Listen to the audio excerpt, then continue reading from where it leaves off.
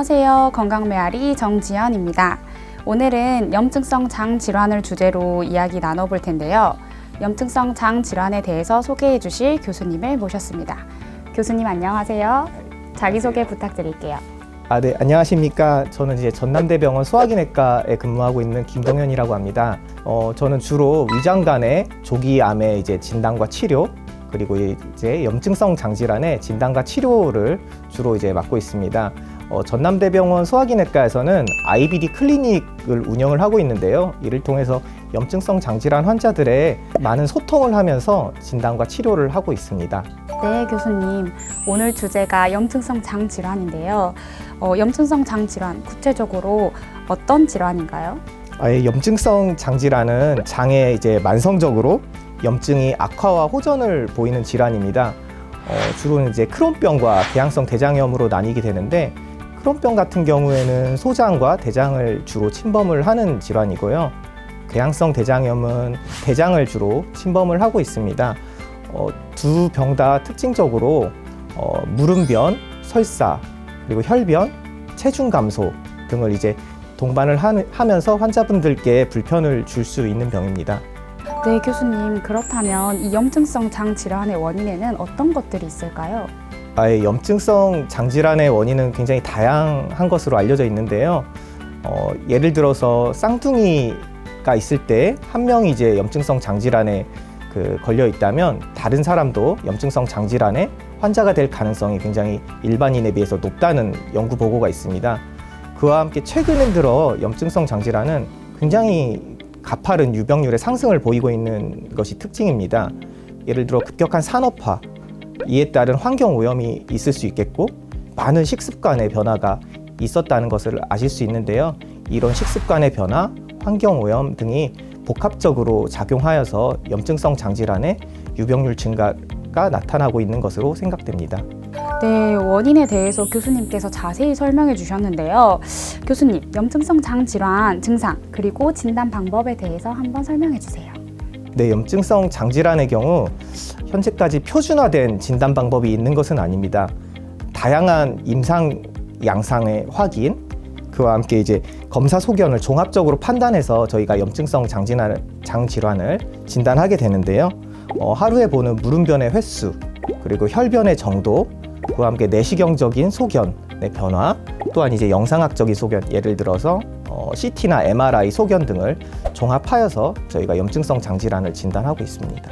네, 교수님께서 말씀해 주신 대로 염증성 장 질환의 증상이 나타나고 진단을 받았습니다.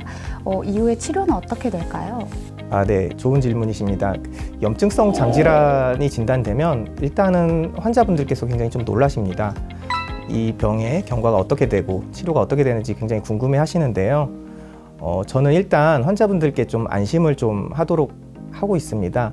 예를 들어서 쉽게 설명하면 고혈압이나 당뇨 같은 질환이 있더라도, 고혈압 같은 경우는 혈압이 조절이 잘 되고 당뇨 같은 경우에 혈당이 조절이 잘 되면 그 병을 가지고 있더라도 특별히 합병증이 발생이 크게 없이 오랜 기간 건강한 상태로 정상인과 다를 바 없는 삶을 영위를 하시는데요.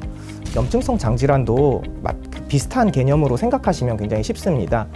장의 염증이 잘 조절이 되고 염증이 없는 상태로 오랜 동안 잘 유지가 된다면 염증성 장질환, 궤양성 대장염이나 크론병을 가지고 있다 하더라도 큰 합병증 발병 없이 건강인과 비슷한 삶의 질을 유지하면서 오랜 기간 이제 삶을 영위할 수 있는 병입니다. 그렇기 때문에 치료 목표도 염증의 조절이 되겠습니다. 장의 염증이 오랜 기간 높지 않은 상태로 잘 조절이 되는 것을 목표로 하는데요. 그를 위해서 이제 다양한 약제들도 많이 개발이 되어 있습니다. 현재 이제 5-아사 계열이라고 하는데, 설파살라진 계열의 약제가 이제 초기에 많이 쓰이게 되고요. 그 다음에 이제 면역 억제제, 아자시오프린과 같은 면역 억제제, 혹은 이제 스테로이드 같은 약제를 이제 중간에 이제 증상 악화기나 관해 유지 때 사용을 할 수가 있습니다.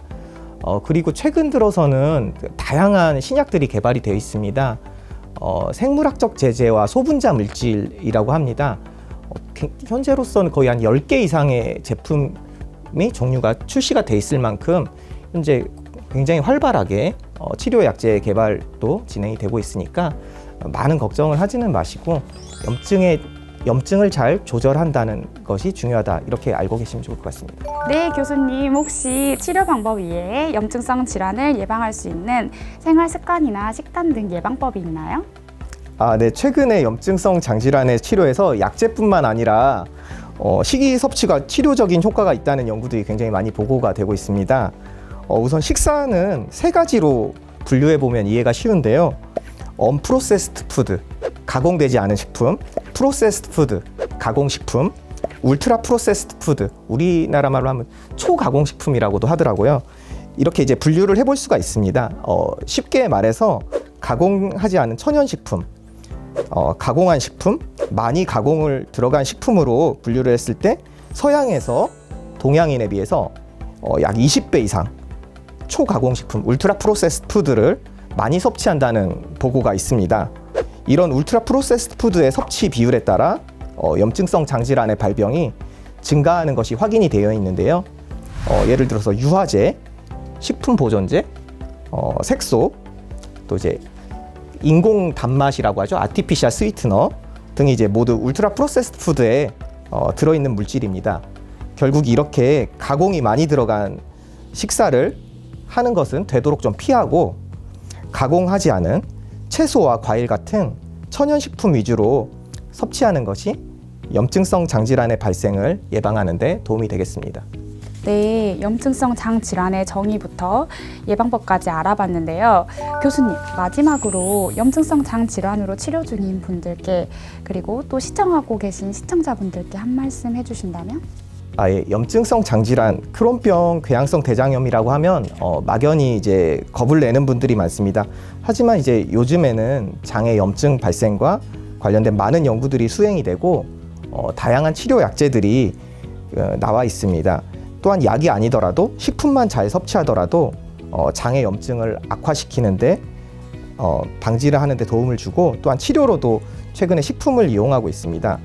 염증성 장질환의 치료는 멀리 있는 것이 아니라 우리 생활 속에서 함께 실천할 수 있고, 이를 통해 건강인과 다를 바 없이 건강한 일상생활을 영위할 수 있는데 도움을 줄 수 있겠습니다. 네, 오늘은 전남대학교 병원 소화기내과 김동현 교수님 모시고 이야기 나눠봤습니다. 오늘 영상 잘 참고하셔서 건강한 장 관리를 통해 하루하루 건강으로 가득하시길 바라겠습니다. 건강 메아리 다음 시간에도 더 건강하고 더 유익한 정보로 찾아뵙겠습니다. 감사합니다.